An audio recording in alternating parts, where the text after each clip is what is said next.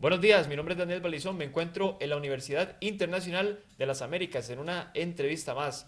Hoy tenemos a un invitado muy especial, él es de Heredia, él también es diplomado en Dirección Técnica de la UNA y él también fue futbolista entre los años 80 y principios de los 90. Tuvo su debut en 1976 con el Herediano y se retiró en 1993 con la Asociación Deportiva de Carmelita.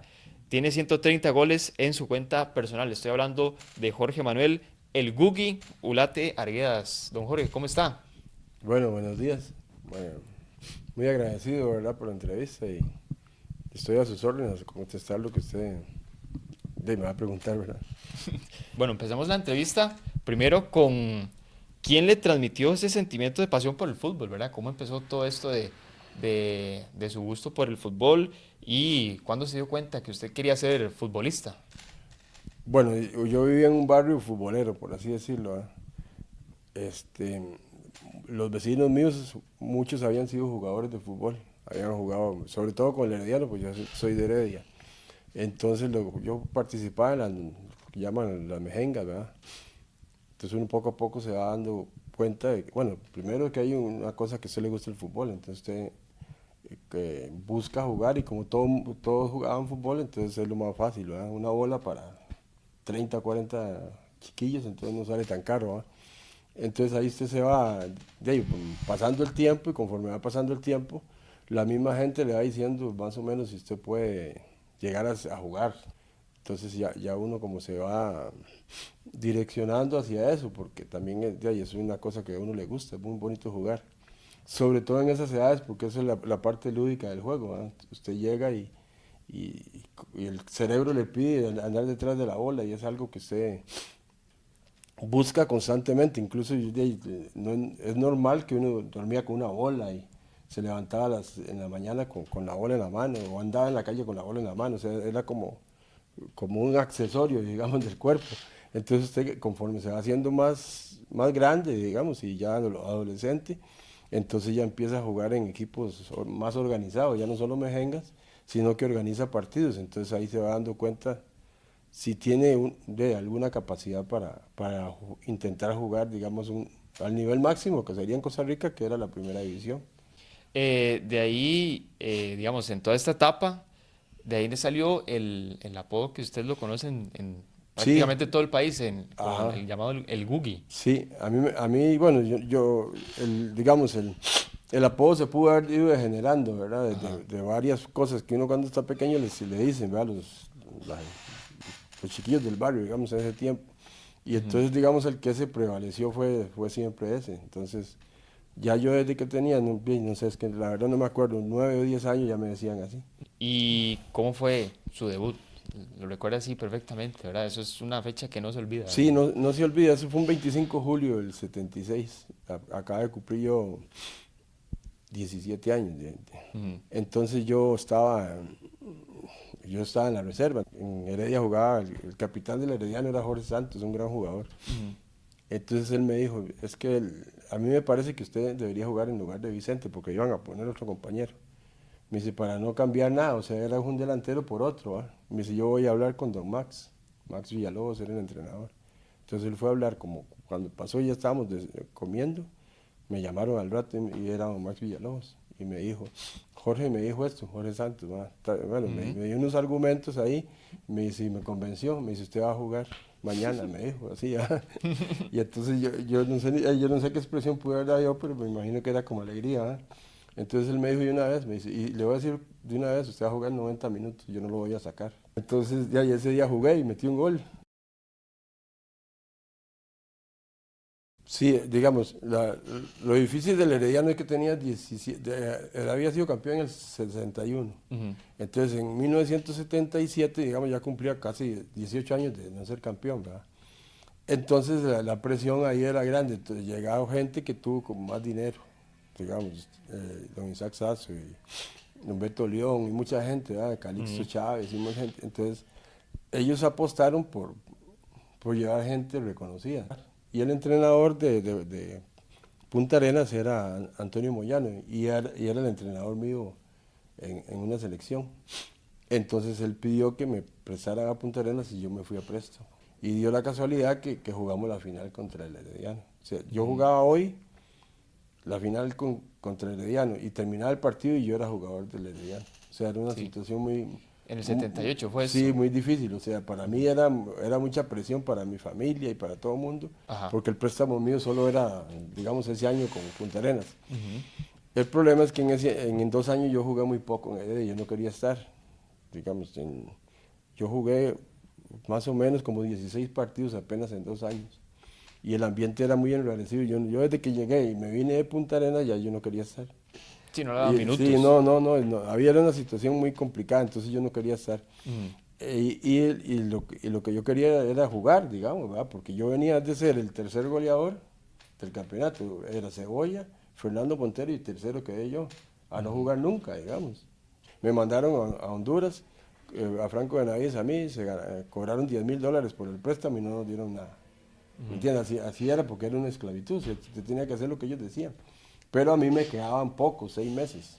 Entonces cuando ellos llegaron y dijeron que me tenía que ir a Honduras, yo les dije que estaba bien.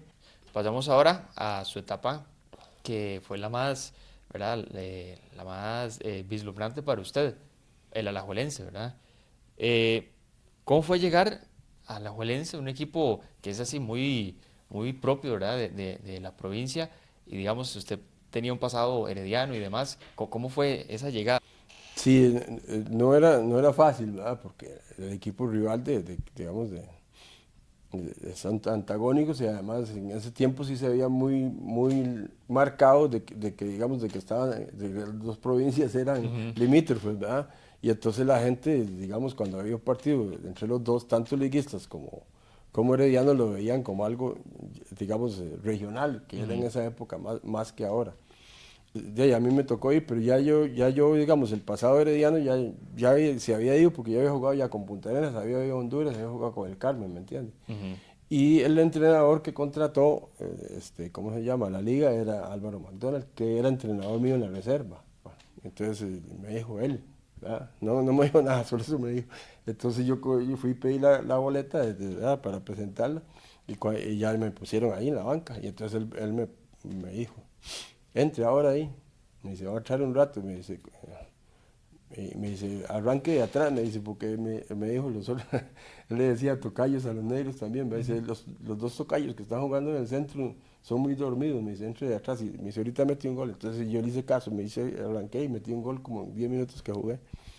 Sí, ¿usted cree que este paso por Alajuelense fue el más fructífero de su carrera como futbolista? Bueno, yo digamos, cuando yo llegué a la liga, yo llevaba más de 50 goles, ¿verdad? Ujú. Pero no tenía, o sea, eso, un arraigo a nivel nacional, ¿me entiendes? Yo era un jugador, digamos, prácticamente gris, para decirlo así, ¿verdad? O sea, yo no era un jugador que salía en un periódico, que me hacían una entrevista, o sea, yo era como un zombie, digamos, un jugador de primera edición zombie, una cosa así. Pero que digamos, los que jugaban sabían que yo en cualquier momento podía meter un gol, ¿verdad? Y ya sí un partido que jugué contra San Carlos y metí 4 goles. Entonces ese fue el partido que me dio, digamos, en un partido yo volqué todo. Pero, digamos, todo lo que me pasó, todo lo que yo sufrí, que no cobraba, que no tenía equipo, que tenía que correr en las calles, en un partido, parece mentira, de 4 goles, todo eso cambió. O sea, digamos, futbolísticamente, por así decirlo, porque la persona era la misma, ¿me entiendes? Ujú. Pero a mí sí un partido me determinó eso. Entonces ya, digamos, 4 goles, yo quedé creo que a un gol o 2 goles de Enrique Díaz y Guimaraes, que eran los que iban de primeros. Y ahí me fui metiendo más goles hasta que logré ganar el goleo, creo que con 17 goles, pero yo había jugado las 2 primeras vueltas, si había jugado 4 o 5 partidos, había jugado mucho. Ujú. Si ustedes fueron el primer equipo de Costa Rica que ganó la Copa de Campeones de la CONCACAF y también un bicampeonato, ¿usted cree que este equipo, bueno, pues haya sido uno de los mejores de Costa Rica o cree que haya otro más ahí en la palestra? Bueno, Mejor. digamos, yo vi equipos buenos, ¿verdad? Digamos, Ujú. el Saprissa de 6 años campeón. Bueno, el equipo de la liga en esa época era muy bueno. Jugué con el Herediano, que fue 2 años campeón y tenía uno de los mejores equipos que también yo he jugado. y digamos la liga. En el Punta Arenas, digamos del 78 era un equipo muy, muy bueno. O sea, todos jóvenes, digamos, como la edad mía, de 19, 20 años, pero muy competitivo, o sea, goleaba, Herediano le metió 4, a Cartaginés 4, así, o sea, era un equipo que la gente iba a verlo, ¿me entiendes? Pero, digamos, especialmente, si yo digo, digamos, de los que yo jugué, la conformación del equipo era, digamos, el Herediano, Punta Arenas y la Liga de esa época. Pero la gente, digamos, lo recuerda mucho el equipo. Ahora que yo venía para acá, un señor me paró y me dijo que bueno, la gente me para en la calle y mucha gente dice que ese es el mejor equipo que ellos han visto. O sea, eso es lo que la retina de ellos y la mente retiene, porque el equipo era muy ofensivo. Entonces, eso era algo que a la gente le gustaba. Sí. Hablamos un poco también de su posición, bueno, en el campo. Usted decía que llegaba por detrás, digamos. Hoy en día se podría decir, digamos, en la teoría de hoy, del fútbol de hoy, se podría decir que usted era un mediapunta, tal vez un pivote. Vea, cuando yo estaba en el Herediano en el 1976, yo tenía una ventaja, o sea, cuando un entrenador me decía algo, a mí nunca se me olvidaba. Ujú. La situación es así, va a llegar el momento en que solo se va a jugar con un delantero. Me lo dijo en 1976, o sea, un montón de años antes.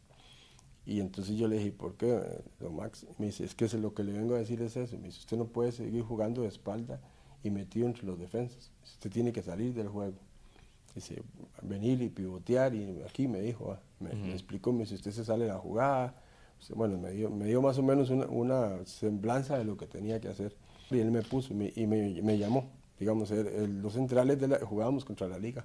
Era Palomino Calvo y Macho Agüero. Entonces él me dijo, me dice, véalos donde están, ¿va? Ellos estaban ahí, ya iba a empezar el partido. Me dice, chamaco, no puedes chocar con él. Me dice, tenés que salirte de la jugada, tenés que hacer así. Me dice, tenés que ser un jugador más completo que lo que se cree que es un delantero. Y tenía una ventaja, que yo en Liga Menor había sido mediocampista. Entonces yo más o menos, o sea, y di una forma de jugar porque yo no era alto, digamos, medía 1,75 m, por decirlo así. Y todos los defensas me llevaban 6, 7 centímetros, entonces era muy difícil jugar así. Entonces yo instauré para mí mismo un tipo de juego que fuera válido, por así decirlo. ¿Cuándo fue que cambió de mediocampista a delantero? Y entonces don Ivo Arias me llamó y me dice, uy, me decía, es que usted se tiene que ir a jugar de delantero porque ahí metería más goles. Y yo, desde que me dijo, yo le dije que no. Y le digo, no, don Ivo, es que a mí no me gusta y no sé qué. Y se puso bravo y dice, usted juega donde yo digo, no lo pongo. Y entonces yo no volví. Sí, cuando me había pasado como un tiempo, él iba pasando por mi casa y me llamó. Me dice, ¿todavía está bravo conmigo? Le digo, no, pues que... Y me dice, siéntese. Entonces yo me monté al carro y me explicó. Me dice, usted si se juega ahí va a estar más cerca. Le digo, don Ivo, pues que yo ahí no sé jugar. Me dice, no, va aprendiendo. Usted va aprendiendo y usted... Me dice, es como jugar, la forma que usted juega. Me dijo más o menos parecido. De mediocampista, pero es adelante. Entonces, como está más cerca del marco, va a meter más goles. Bueno, muchísimas gracias, don Jorge Manuel Ulate Arguedas, conocido también como el Gugi, en esta entrevista que la verdad abarcamos muchísimas cosas, ¿verdad? Abarcamos de su carrera, abarcamos también del fútbol nacional. Entonces, muchísimas gracias por esta entrevista. No, con mucho gusto. Más bien, es un gusto porque yo de fútbol hablo muy poco. Entonces, cuando la gente llega, yo hablo, pero yo siempre soy callado en cuanto a ese tema porque uno no, a mí no me gusta estar expresando cosas porque a veces uno está en contra de la mayoría. Entonces, ya esa etapa ya uno la va haciendo a un lado, va a estar más tranquilo en la vida cuando tiene la edad que tengo yo. Pero es un gusto más bien y digamos, es para mí muy grato que usted sea una persona joven, ¿me entiende? Más grato que digamos que usted quiera conocer de alguien que no fue de su generación. Entonces es algo que lo invita a usted, o sea, que está haciendo como un tipo de investigación. Entonces a usted tal vez en ese momento le queda claro cómo era un jugador de antes, o sea, qué tipo de personalidad puede tener. Bueno, muchísimas gracias, don Jorge. Bueno, Muchísimas mucho gracias. gusto, le agradezco mucho más bien y disculpe, digamos, y No, bueno, no, para nada, para ajá. nada. No, no, sí, fue muy Sí me excedí hablando, por No, decirlo así. No, está bien, muchas Sí. gracias. Bueno, gracias a usted.